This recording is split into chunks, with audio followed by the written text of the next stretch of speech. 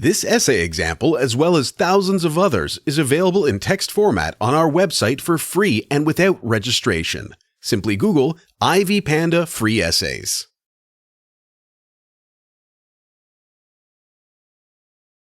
Introduction.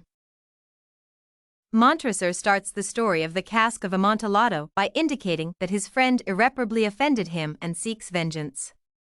He plans to get revenge in a calculated way without putting himself at risk with the law. Edgar Allan Poe is famous for using theatrical imagery in the Gothic type.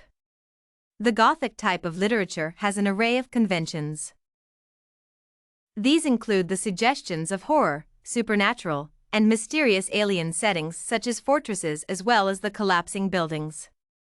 The story utilizes graphical language and imagery in the development of a sense of deceptive and persuasive nature and circumstances in the expansion of the symbolic approach of sustaining a condition of suspense.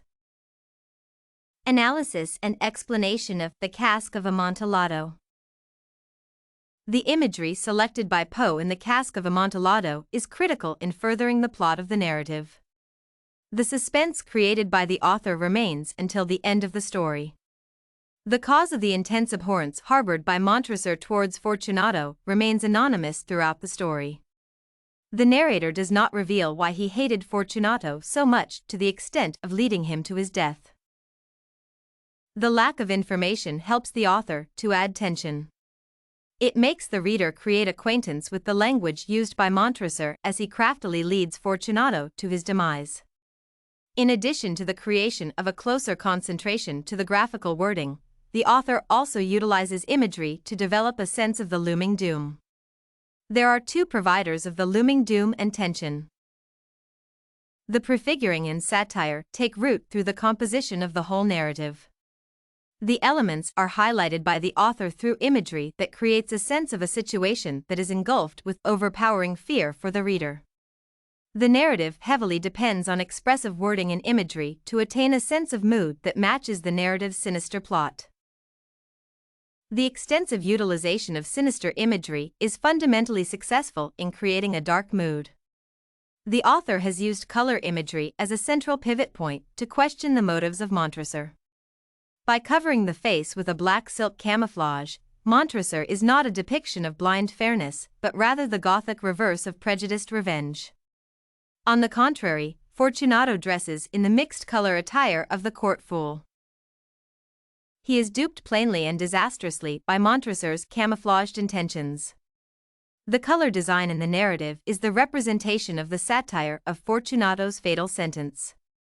He countenances the comprehension that even the festive period can be gravely serious. The author selects the festival setting for its desertion of social order.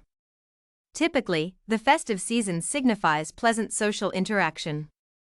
However, Montresor alters its joyous abandon and turns the festive mood on its head. The repetitive references to the bones that line the crypt foretell the narrative's plunge into the criminal world. The two characters' underground journey is imagery for the journey to hell. Since the festive mood in the world of the living does not happen as Montresor would want, he decides to take the celebration mood below the earth within the sphere of the deceased and the satanic. The author further develops suspense through foreshadowing.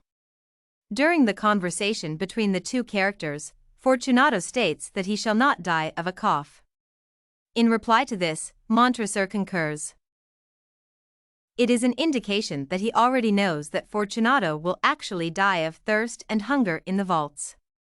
The description of the family insignia is also the foretelling of the upcoming events. The emblem characterizes a human foot squashing a stubborn snake. The foot imagery is a representation of Montresor. The snake symbolizes Fortunato. Despite Fortunato having Montresor with injurious affront, he will eventually squash him. The talk about Masons also foretells Fortunato's death. He dares Montresor's assertion that he is a member of the Masonic order. Montresor responds menacingly with a visible retort. This is apparently depicted when he claims that he is a Mason by removing his trowel. In fact, he meant that he is factually a stonemason. By saying this, he implied that he builds objects out of rocks and mortar. In this context, the imagery is that he will construct Fortunato's crypt. The closing moments of the talk between the two characters intensify the horror. It proposes that Fortunato will have, in the end, paradoxically, some kind of advantage and control over Montresor. From Fortunato's statement, "For the love of God, Montresor." He meant that Montresor had finally managed to take Fortunato to the vault of hopelessness and misery. The imagery is pointed to by his incantation of a god that abandoned him long ago. The words are Fortunato's last expressions in life. The bizarre distress exhibited by Montresor in rejoinder to the words proposes that he requires Fortunato further than he is ready to confess. Conclusion. The narrative extensively uses imagery to make a variety of communication with the reader. The author uses graphical imagery to create a sense of intrigue to capture the attention of the reader throughout the narrative. By using imagery, the author creates suspense through foreshadowing. The narrative effectively uses Gothic literature to create a sense of fear that accompanies the death of Fortunato.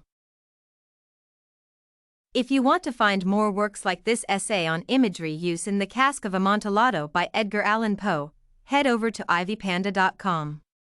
It has a collection of free samples with thousands of submissions covering virtually all academic subjects.